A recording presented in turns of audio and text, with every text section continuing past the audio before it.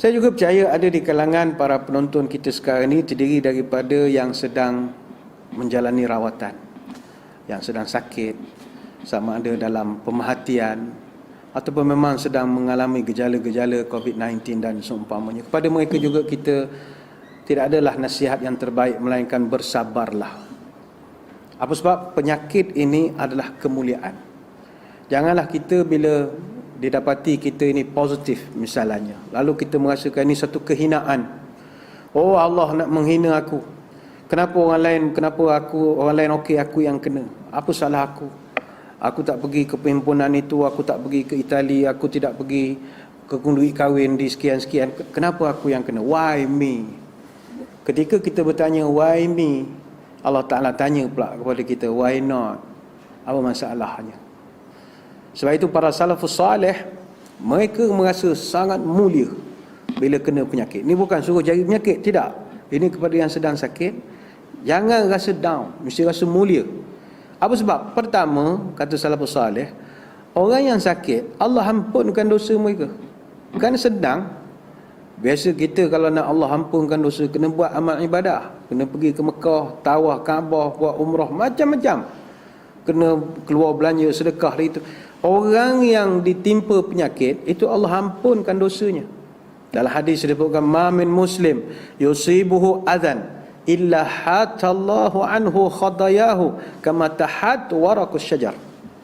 Nabi sebut seorang yang ditimpa satu penyakit, Allah akan gugurkan dosa-dosanya seperti pokok yang menggugurkan daun-daunnya. Hadis riwayat Imam Bukhari. Bayangkanlah. Alhamdulillah. Dan bila seseorang manusia itu dosa-dosanya gugur, secara automatik doanya sangat mustajab. Orang yang sakit doa mustajab. Sebab itu Nabi mengajarkan, kalau kita pergi jumpa orang sakit, biasa kita doakan dia sembuh.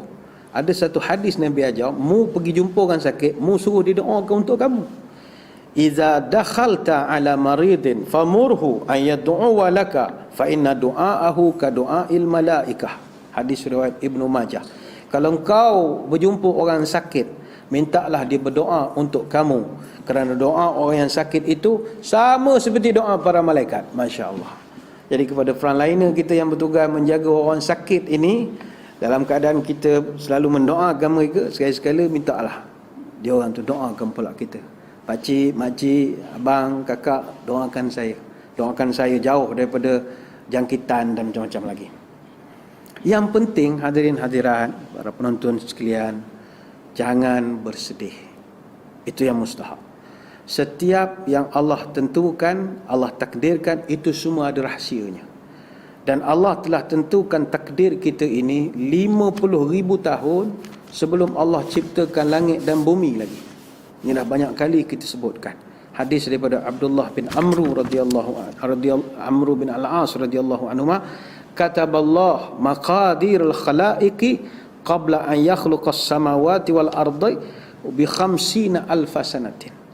Allah Ta'ala, dia telah pun mencatat takdir setiap makhluk-makhluknya 50,000 tahun sebelum dia mencipta langit dan bumi. Hadis riwayat Imam Muslim. Jangan bersedih dan jangan mengeluh. Ramai sekarang ni, why me? Kenapa saya? Kenapa kita ni kena PKP? Kenapa saya di kuarantin? Kenapa saya ada gejala? Kenapa saya sakit? Kenapa?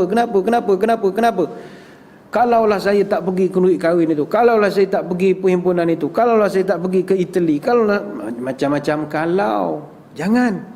Wa in asabaka syai'un fala taqul law, kata Nabi. Kalau kamu ditimpa oleh satu-satu musibah, jaga mulut, jangan berkata law, jangan kata kalau. Kalau inni fa'altu kana kaza kaza. Janganlah kata kalaulah saya buat begini-begini, kalaulah saya tak buat begini-begini, kalaulah saya tak pergi. Walakin qul, katakanlah, kata Nabi, qaddarallah wa ma syaa fa'ala. Tapi bila ditimpa musibah, ucapkanlah, ini takdir Allah. Ini Allah telah takdirkan. Tak ada kalau-kalau lagi. Fa in law tuftahu amal syaitan. Sebab kalau kamu cakap atau guna perkataan kalau, maka itu membuka jalan kepada masuknya syaitan untuk merosakkan iman kita.